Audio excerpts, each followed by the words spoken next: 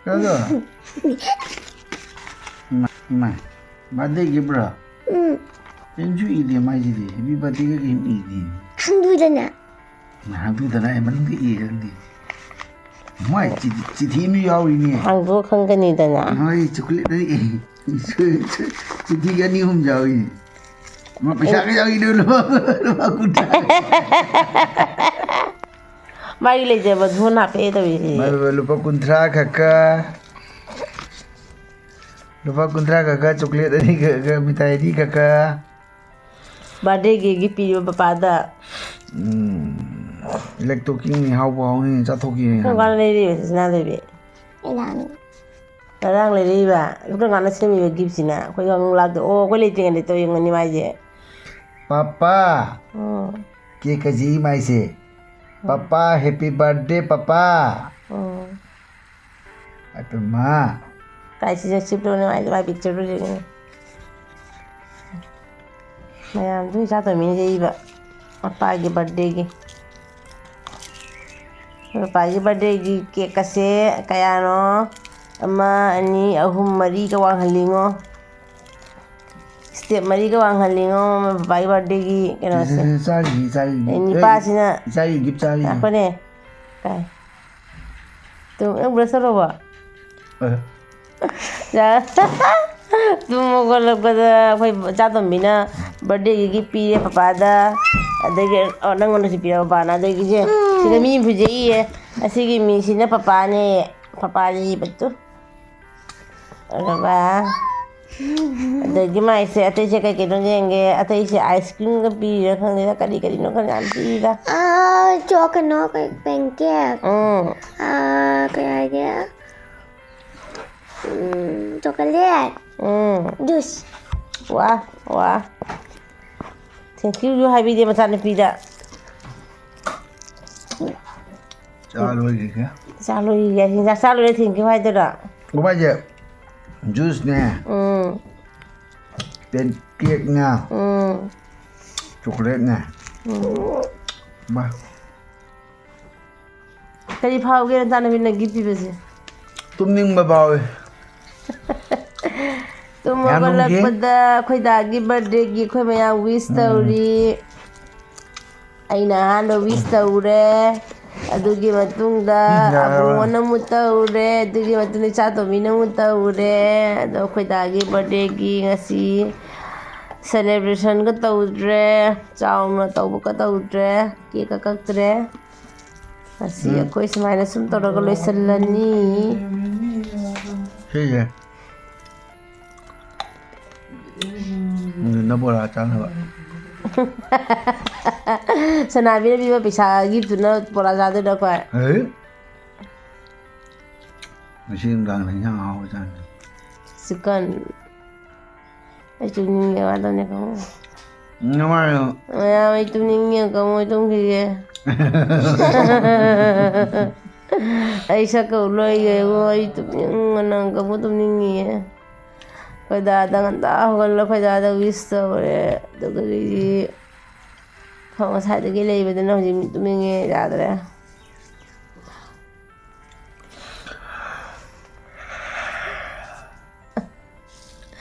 Orang nak mufang dari sini. Orang nak mufang dari sini. Hai mau đi, mau masak cái này.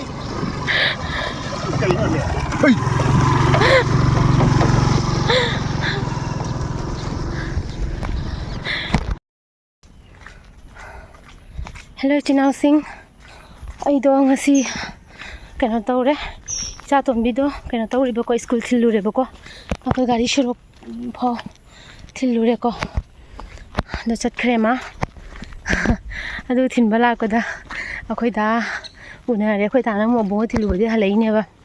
Lambi da phang na ne da ma nga ki cartoon myam lai da ka pure ba ko. Akhoi gi jenam tha na bai na ko. Adu ising do mu chaw khale e. Akhoi bara ki ising mu hengale ba ko.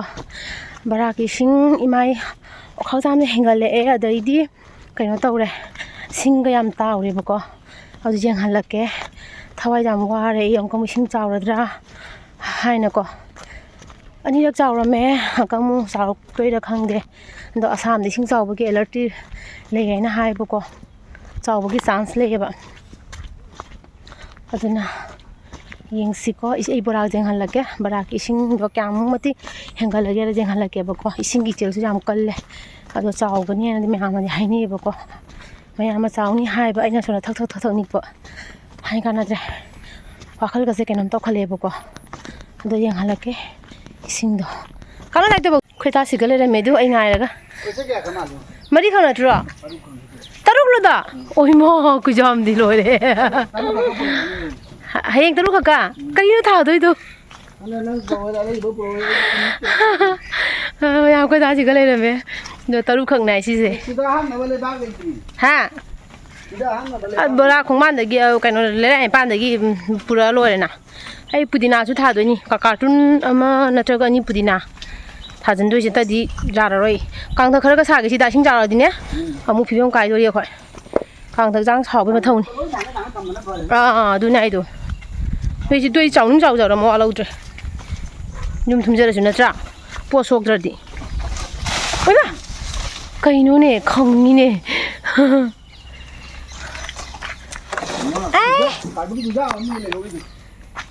ꯀꯩꯅꯣ ꯂꯨꯄꯥ ꯀꯌꯥ ꯁꯥꯔꯛꯀꯦ ꯍꯟꯗ ꯌꯥꯝꯗꯨ ꯕꯔꯥ ꯌꯦꯡꯍꯜꯂꯛꯀꯦꯀꯣ ꯑꯩꯁꯨ ꯑꯉꯥꯡ school ꯊꯤꯟꯕꯒꯤ ꯊꯣꯛꯂꯛꯏꯉꯩꯁꯤꯒ ꯊꯣꯛꯂꯛꯇ꯭ꯔꯗꯤ ꯍꯦꯛꯇ ꯉꯝꯗꯦꯕ ꯅꯍꯥꯟꯗꯒꯤ ꯕꯔꯥ ꯌꯦꯡꯍꯟꯒꯦ ꯇꯧꯕꯅꯦ ꯑꯗꯣ ꯉꯔꯥꯡꯗꯣ ꯏꯁꯤꯡꯁꯦ ꯌꯥꯝ ꯃꯈꯥꯗ ꯂꯩꯍꯧꯔꯤꯅꯦꯕ ꯉꯁꯤ ꯑꯗꯨꯝ ꯍꯦꯟꯒꯠꯂꯦ ꯇꯨ ꯎꯔꯕ ꯏꯁꯤꯡꯒꯤ ꯆꯦꯟꯁꯨ ꯌꯥꯝ ꯀꯜꯂꯦꯕ ꯁꯥꯏꯖꯧꯔꯁꯦ ꯏꯁꯤꯡꯁꯦ ꯂꯩꯔꯥꯏꯁꯨ ꯃꯌꯥꯝ ꯅꯤꯡꯈꯥꯏ ꯏꯁꯤꯡꯅꯦ ꯅꯤꯡꯈꯥꯏꯁꯤꯗ ꯑꯃꯨꯛꯁꯦ ꯑꯗꯨꯒ ꯉꯁꯤ ꯅꯤꯡꯈꯥꯏꯅꯤ ꯑꯗꯨꯒ ꯑꯥꯗꯩꯁꯤꯅ ꯑꯩꯈꯣꯏꯒꯤꯅꯦꯕ ꯃꯍꯥꯛ ꯈꯖꯤꯛꯇꯪ ꯑꯩꯈꯣꯏ ꯉꯧꯕꯤꯒ ꯅꯤꯡꯈꯥꯏꯈꯤꯗꯧꯒꯅꯤ ꯑꯥꯗꯩꯁꯤꯅ ꯑꯩꯈꯣꯏꯒꯤ ꯂꯩꯔꯥꯏꯅꯤꯀꯣ ꯄꯨꯔꯥ ꯅꯞꯈ꯭ꯔꯦꯗ ꯆꯠꯆꯈ꯭ꯔꯅꯤ ꯄꯥꯝꯖꯗ꯭ꯔꯦ ꯍꯩꯅꯧꯒ ꯑꯗꯨ ꯑꯩꯈꯣꯏꯒꯤ ꯍꯩꯅꯧ ꯄꯥꯝꯕꯤꯅꯤ ꯇꯨꯁꯤꯗꯩꯁꯦ ꯃꯔꯥ ꯐꯥꯎꯒꯠꯂꯒ ꯂꯩꯔꯤꯁꯦ ꯁꯤ ꯍꯩꯅꯧ ꯄꯥꯝꯕꯤꯅꯦꯕ ꯑꯁꯤ ꯅꯤꯡꯈꯥꯏꯈꯤꯗꯣꯔꯦ ꯅꯤꯡꯈꯥꯏꯖꯈ꯭ꯔꯅꯤ ꯉꯝꯃꯔꯣꯏ ꯑꯩꯈꯣꯏꯁꯨ ꯁꯨꯛ ꯌꯥꯝꯅ ꯉꯝꯗꯦꯕ ꯍꯣꯠꯅꯕꯗꯣ ꯑꯗꯣ ꯂꯩꯔꯥꯏ ꯌꯦꯡꯉꯨꯅꯦ ꯑꯥꯗ ꯅꯤꯡꯈꯥꯏꯔꯤꯕ ꯂꯩꯔꯥꯏꯁꯦ ꯑꯩꯈꯣꯏꯒꯤ ꯂꯩꯔꯥꯏꯅꯦꯕꯀꯣ ꯑꯗꯣ ꯉꯁꯤꯁꯨ ꯅꯤꯡꯈꯥꯏꯔꯤꯅꯤ ꯌꯥꯝ ꯅꯤꯡꯈꯥꯏꯑꯕ ꯍꯟꯗꯛꯁꯦ ꯑꯗꯨꯅ ꯑꯩꯈꯣꯏꯒꯤ ꯄꯨꯈ꯭ꯔꯤ ꯌꯧꯔꯛꯇꯣꯔꯦꯕ ꯑꯗꯨꯅ ꯑꯩꯈꯣꯏꯅ ꯍꯧꯖꯤꯛ ꯂꯩꯔꯤꯁꯦ ꯂꯩꯕ ꯌꯥꯕꯒꯤ ꯐꯤꯕꯝꯗ ꯂꯩꯇ꯭ꯔꯦꯕꯀꯣ ꯑꯩꯈꯣꯏꯁꯨ ꯆꯍꯤ 2-3ꯗꯤ ꯑꯩꯈꯣꯏꯁꯨ ꯍꯣꯡꯗ ꯌꯥꯔꯔꯣꯏ ꯀꯨꯏꯅ ꯂꯩꯊꯕ ꯖꯥꯅꯤ ꯍꯥꯏꯕꯒꯤ ꯐꯤꯕꯝꯗꯣ ꯂꯩꯇ꯭ꯔꯦꯕ ꯅꯠꯇ꯭ꯔꯗ ꯆꯍꯤ 2-3ꯒꯗꯤ ꯑꯩꯈꯣꯏ ꯌꯥꯔꯔꯣꯏ ꯑꯩꯈꯣꯏ ꯎꯄꯥꯏ ꯂꯩꯔꯣꯏꯗ ꯑꯩꯈꯣꯏ ꯊꯣꯛꯅꯕ ꯇꯧꯁꯤ ꯑꯗꯨꯒ ꯏꯁꯤꯡꯒꯤ ꯏꯆꯥꯎꯁꯦ ꯌꯦꯡꯉꯨꯅꯦ ꯐꯖꯅ ꯍꯦꯟꯒꯠꯂꯦꯀꯣ ꯃꯌꯥꯝ ꯇꯨꯁꯤꯔꯕꯁꯦ ꯌꯧꯅ ꯃꯌꯦꯡ ꯇꯥꯔꯨꯔꯕꯅꯦꯕ ꯏꯁꯤꯡꯁꯦ ꯑꯗꯨꯒ ꯌꯦꯡꯉꯨꯁꯦ ꯍꯦꯟꯒꯠꯂꯛꯏꯁꯦ ꯀꯥꯏꯗ ꯏꯅꯦ ꯁꯥꯟꯇꯤꯃꯣꯅꯤꯒꯤꯁꯨ ꯌꯥꯝ ꯅꯤꯡꯈꯥꯏꯅꯦ ꯁꯤꯒ ꯄꯥꯟ ꯊꯥꯕ ꯀꯣ ꯑꯩꯈꯣꯏ ꯏꯅꯦ ꯍꯣꯏꯒꯤ ꯄꯥꯟꯅꯦꯕ ꯄꯥꯟꯒꯗꯣ ꯃꯈꯥ ꯇꯥꯔꯦ ꯑꯗꯨ ꯅꯤꯡꯈꯥꯏꯗꯅ ꯁꯤꯅꯤ ꯕꯦꯔꯒꯁꯦ ꯃꯈꯥꯗ ꯕꯦꯔꯁꯦ ꯌꯦꯡꯉꯨꯅꯦ ꯕꯦꯔꯁꯦ ꯂꯩꯕꯥꯛ ꯂꯩꯕꯗꯨꯅ ꯕꯦꯔꯁꯦ ꯑꯗꯨꯝ ꯈꯔꯝꯃꯤꯅꯦꯕ ꯃꯣꯏ ꯕꯦꯔꯒꯁꯦ ꯂꯣꯏ ꯅꯥꯟꯊꯅ ꯑꯗꯨꯝ ꯇꯥꯔꯦ ꯑꯗꯨ ꯃꯣꯏ ꯈꯪꯗ꯭ꯔꯥ ꯈꯪꯗꯦ ꯄꯥꯝꯃꯨ ꯌꯣꯡꯆꯥꯛ ꯄꯥꯝꯕꯤ ꯐꯖꯕ ꯑꯃꯁꯨ ꯂꯩꯔꯦ ꯑꯗꯨ ꯁꯤ ꯐꯨꯒ ꯄꯨꯖꯥꯔꯣꯏꯗ꯭ꯔꯣ ꯐꯨꯒ ꯕꯣꯏ ꯄꯨꯖꯈ꯭ꯔꯗꯤ ꯐꯕ ꯁꯦ ꯌꯣꯡꯆꯥꯛ ꯄꯥꯝꯕꯤ ꯐꯖꯕ ꯁꯤꯃꯁꯨꯅꯦ ꯅꯤꯡꯈꯥꯏꯈꯤꯗꯣꯔꯦ ꯄꯥꯡꯒꯟ ꯇꯦꯡꯉꯩ ꯐꯨꯒ ꯌꯥꯗ꯭ꯔꯗꯤ ꯑꯃꯨꯛ ꯑꯗꯨꯅ ꯃꯌꯥꯝ ꯍꯧꯖꯤꯛꯏꯁꯤꯡ ꯆꯥꯎꯔꯛꯇꯧꯔꯦ ꯑꯃꯨꯛꯀꯣ ꯅꯣꯡꯗꯤ ꯂꯦꯞꯇꯦꯗꯅ ꯆꯨꯕꯁꯦ ꯅꯣꯡꯁꯦ ꯑꯗꯨꯝ ꯆꯨꯔꯒ ꯂꯩꯀꯣ ꯅꯨꯡꯗꯥꯡ ꯈꯨꯗꯤꯡꯒꯤ ꯅꯣꯡ ꯆꯨꯏ ꯂꯦꯞꯄ ꯅꯥꯏꯗꯦꯕꯀꯣ ꯅꯣꯡꯁꯦ ꯑꯗꯨꯗꯨꯅ ꯏꯁꯤꯡꯁꯦ ꯖꯔ ꯖꯔ ꯍꯦꯟꯒꯠꯂꯛꯏꯅꯤ ꯑꯗꯨ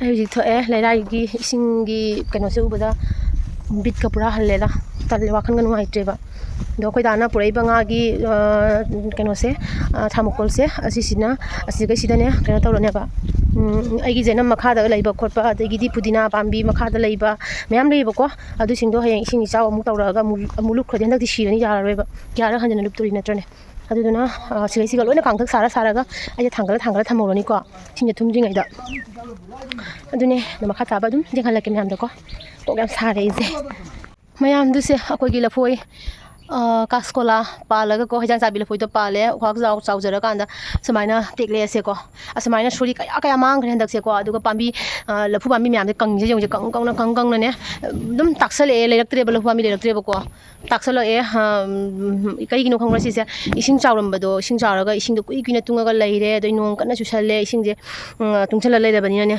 ꯂꯣꯏꯅ ꯂꯐꯨ ꯄꯥꯝꯕꯤꯁꯤꯡꯁꯦ ꯁꯤꯔꯦ ꯑꯗꯨꯒ ꯂꯐꯨ ꯊ꯭ꯔꯣꯁꯨ ꯌꯥꯎꯔꯤ ꯌꯦꯡꯉꯨꯅꯦ ꯁꯤꯒ ꯑꯩꯈꯣꯏ ꯂꯐꯨ ꯊ꯭ꯔꯣꯒ ꯍꯦꯛꯇ꯭ꯔꯦꯕ ꯑꯗꯨꯒ ꯁꯤꯒ ꯂꯩꯔꯝꯃꯦ ꯑꯗꯣ ꯂꯐꯨ ꯊ꯭ꯔꯣꯁꯦ ꯆꯣꯡꯈ꯭ꯔꯦ ꯃꯥꯏꯗ ꯑꯩ ꯀꯃꯥꯏꯅ ꯇꯧꯅꯤ ꯆꯣꯡꯈ꯭ꯔꯦ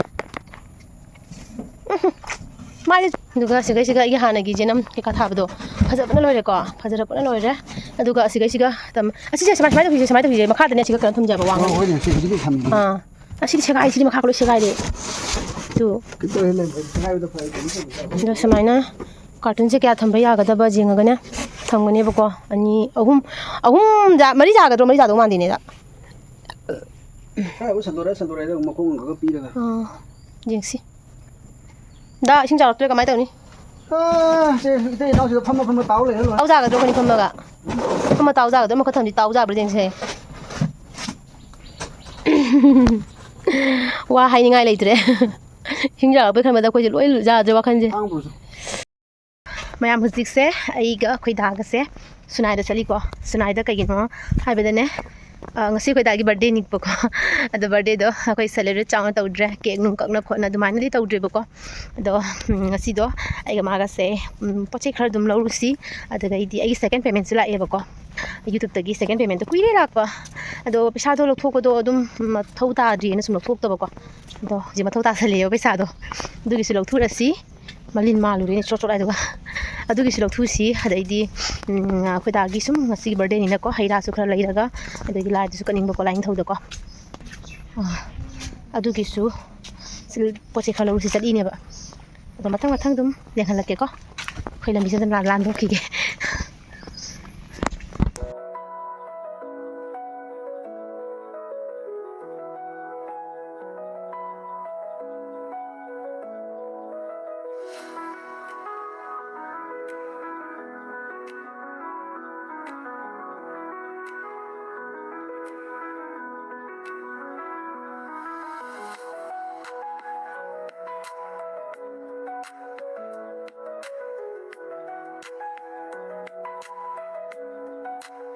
Tato pono yana ada jema guhati lagi je kene jena bai ini ya oh ini nang kana ki video jengi ba kana ki video jengi no ba nang video jengi ini itu video jengi kami nako kai dom dom kada nang de nako kai dom dom kada nako 제 이내는 거기 무방 쟁래랍니다. 누가 만나네 비디오에 쟁badane 만나 항해 거기다 모바일지가 항이바. 그리 해장노 하이나 항해. ai môi da coi đây nè bố gì alo à chị gì ngang cái hai cái gì giang nó đi nuôi trái từ bố ai nè không mặc đây nè không mặc bro ini ya nuôi sần le đó bà sẽ cắn nó giếng lên khi nó giếng gì bà chị cắn nó giếng lên là gì vậy hao cái tao màn đây nè quay trái gì màn bra smile nó bang tàu bữa giờ quay trà vào đây mina hao cái tao màn đi cắn nó đi à bà nó ra hao cái tao màn là trà vào đủ adudo mathau tai ba ko chau ba adudo mathau tai rồi ma da di do kana dia ba ma la di mi jeng ning doi mina kasulangan ba ha kasulangan mani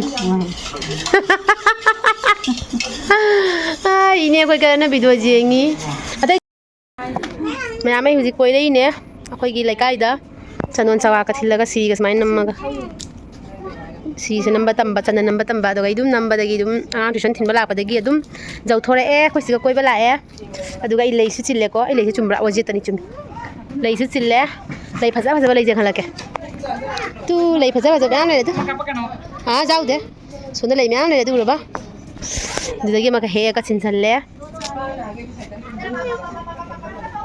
sam ga si pha raga nó ba tao hulan bắt lạc bây giờ nhỉ nó ba mẹ áp bà đi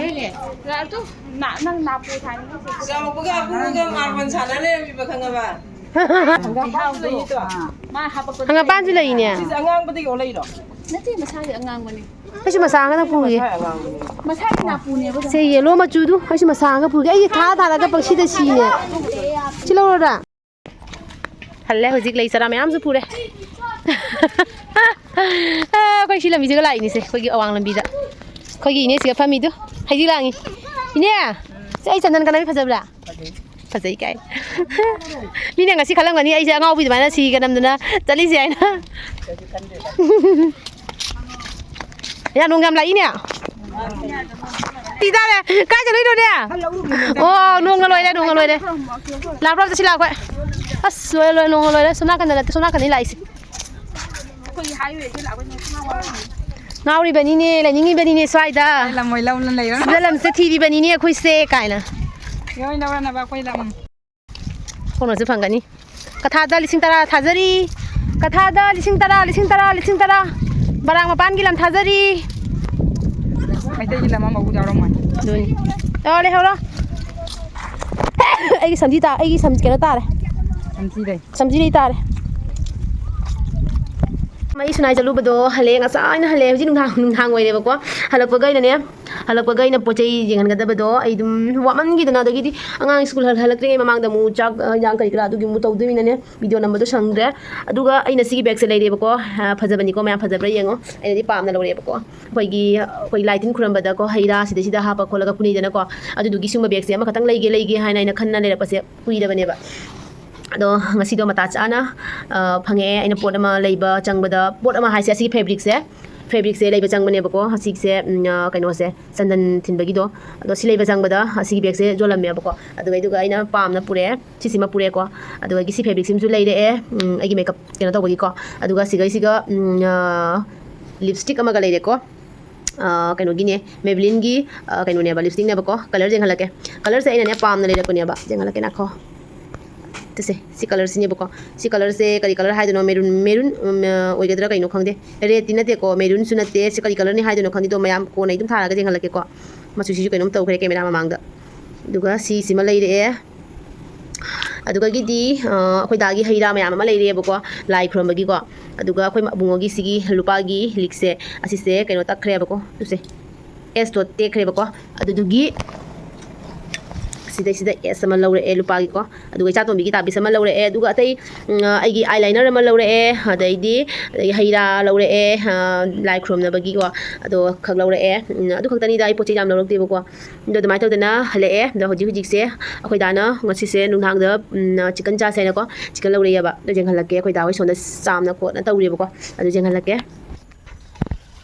mayam chicken do leire chicken cham ko se da cham de ra chicken lei ko chicken to do ren thonga ga jeng halake ba ko dum thong ba sumate ga ma dum lake ko bungona somna kan da bungo jeng halaro ga ma di kemera ma jaw ga tan ma cha ne ba adu dum ma chicken ti lo chanam kho i ko bungona alu ka ma lo kho tan ko na phai ba ga gi noi lo alu ti lo kho ko ni na kai ba ko ma ba ma leg piece nangi ra tan da ko ni na ne oh ma tan mai ba leg piece to ma gi nai ma khong ga ma na oi thaba pa ma to bi bani na ko ha ka ni chan oi ha pa lo ga no aduga siga ma loi to bi ni se san pa na alu kho ko dagi dilau dagi chanam dagi sing di kho ma cha sing ko te me shu wa ma loi to bi ni ina hip na lei ni sai dagi ada siga na chicken lei da ado gi di tu amana se sa ko jenge mana mabungna leg piece ke ka sa ga ni ha ko chen lei mi se hum na ma phangau ta bra kai noi na mabungna hai ga na hum ma che lei ne nang gi supi ni nei ma nai be ma nang pa khat ka nu ne o nang maya khora me chicken cha ba da ra kamai ta jani maya khora me chicken pizza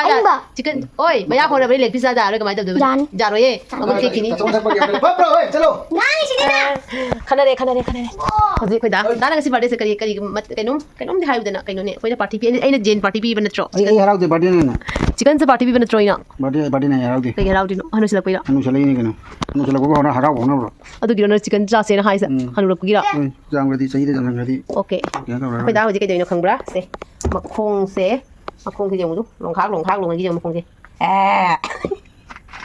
mi rum da le makhong jim kan lau ko ta tawri mayam huzik akhoi daga abungoga dana chicken thongre do akhoi dana haiba kai ba tilhau chanam suba khorpa do khatar law haiba do ina ba ngasi se ai chakhum da pura changhal lanu tawai da khoi dana di thongom thok ta bani mai birthday ni na ko do so chicken thong bade ina haite kai do ni pai leite adu duna daga abungoga oina changhre ba ko do ina ba ngasi chakhum dai changhal lanu haiba ko na hanga thoi thong ko ni mo bu changhal de na ko adu chicken si de thong haita bani na moi changai do moi changa bani na ai suba kam da sure bungo da su halwa na ado nai ta nai siga lei re ba ko ado horen hejang do thong ba mate ga su hapa ke aduga ꯗꯥꯒ ꯋꯥꯔꯤ ꯁꯥꯟꯅꯕꯁꯨ ꯑꯗꯨꯝ ꯃꯇꯦꯛ ꯈꯔ ꯍꯥꯞꯄꯛꯀꯦ ꯑꯗꯨꯒ ꯑꯩꯈꯣꯏꯒꯤ ꯕꯥꯔꯗꯦꯁꯦ ꯁꯨꯃꯥꯏꯅ ꯇꯧꯅ ꯂꯣꯏꯁꯜꯂꯦ ꯉꯁꯤꯒꯤ ꯑꯩꯈꯣꯏ ꯗꯥꯒꯤ ꯕꯥꯔꯗꯦꯁꯦ ꯑꯗꯣ ꯕꯥꯔꯗꯦꯒꯤ ꯀꯦꯛ ꯀꯛꯄ ꯆꯥꯎꯅ ꯁꯦꯂꯦꯕ꯭ꯔꯦꯁꯟ ꯇꯧꯕ ꯑꯁꯤꯅ ꯃꯔꯨꯗꯤ ꯅꯠꯇꯦꯀꯣ ꯍꯩ ꯔꯥ ꯂꯩꯔꯒ ꯏꯁꯣꯔꯗ ꯑꯩꯈꯣꯏ ꯗꯥꯒꯤ ꯄꯨꯟꯁꯤ ꯁꯥꯡꯕ ꯍꯥꯏꯅ ꯅꯤꯖꯔꯦ ꯑꯁꯤꯅ ꯈ꯭ꯋꯥꯏꯗꯒꯤ ꯑꯍꯦꯟꯕꯅꯤ ꯅꯠꯇ꯭ꯔꯥ ꯑꯗꯣ ꯑꯗꯨꯗꯨꯅ ꯍꯥꯏꯗꯤ ꯑꯗꯨꯃꯥꯏꯅ ꯇꯧꯅ ꯂꯣꯏꯁꯜꯂꯦ ꯑꯩꯈꯣꯏ ꯕꯥꯔꯗꯦꯁꯦ ꯉꯁꯤ ꯂꯣꯏꯁꯜꯂꯅꯤ ꯑꯗꯣ ꯍꯦꯟꯖꯥꯡ ꯑꯍꯥꯎꯕ ꯑꯃ ꯆꯥꯔꯒ ꯅꯠꯇ꯭ꯔꯥ ꯑꯗꯨꯅꯦ ꯑꯗꯨꯒ ꯍꯣꯔꯦꯟ ꯑꯗꯨꯝ ꯇꯣꯛꯁꯨꯗꯨꯒ ꯂꯩꯇ꯭ꯔꯣ ꯁꯤꯂꯤꯟꯗꯔꯗꯨꯒꯤ ꯃꯅꯥꯛꯇꯨꯒ ꯌꯦꯡꯉꯨ ꯑꯗꯣ ꯍꯣꯔꯦꯟꯅꯦ ꯊꯣꯡꯕ ꯈꯣꯠꯄ ꯂꯣꯏꯔꯒ ꯑꯗꯨꯝ ꯃꯇꯦꯛ ꯑꯃ ꯑꯗꯨꯝ ꯌꯦꯡꯍꯜꯂꯛꯀꯦꯕꯀꯣ ꯌꯦꯡꯖꯒꯦ ꯍꯤꯟꯖꯥꯡ ꯌꯦꯡꯖꯒꯦ ꯆꯨ ꯃꯌꯥꯝ ꯍꯥꯎꯒꯗꯕ ꯃꯥꯟꯗ꯭ꯔꯣ ꯆꯥꯅꯤꯡꯕ ꯂꯣꯏ Thumur test toge, thumur test toge. Test ꯇꯧꯒꯦ ꯀꯥꯏꯅ ꯃꯌꯥꯝ ꯄꯣꯠꯁꯤꯁꯨ ꯐꯖꯩꯀꯣ ꯍꯥꯎꯅꯤꯀꯣ ꯃꯍꯤꯒ ꯍꯤꯟꯖꯥꯡ ꯑꯩꯗꯤ ꯁꯤ ꯀꯥꯅꯤꯁꯦ ꯑꯩ ꯌꯥꯝ ꯆꯥꯒꯗꯕ ꯀꯃꯥꯟꯗ ꯃꯌꯥꯝ ꯆꯥꯕꯗꯨꯗꯤ ꯎꯠꯇ꯭ꯔꯦꯕꯀꯣ ꯑꯗꯣ ꯑꯩ ꯆꯤꯛꯀꯟꯒꯤ ꯃꯨꯛꯕꯥꯡ ꯑꯣꯏꯅ ꯇꯧꯖꯔꯒꯦ ꯅꯦꯛꯁ ꯚꯤꯗꯤꯑꯣꯗ ꯆꯤꯛꯀꯟ ꯃꯨꯛꯕꯥꯡ ꯑꯣꯏꯅ ꯍꯥꯞꯆꯔꯛꯀꯅꯦꯕꯀꯣ ꯑꯗꯣ ꯃꯌꯥꯝ ꯉꯥꯏꯃꯤꯟꯅꯁꯤ ꯑꯗꯣ ꯉꯁꯤꯒꯤ ꯑꯣꯏꯅꯗꯤ ꯃꯌꯥꯝ ꯇꯥꯇꯥ ꯕꯥꯏ ꯕꯥꯏ ꯑꯣꯏꯔꯁꯤ ꯃꯌꯥꯝ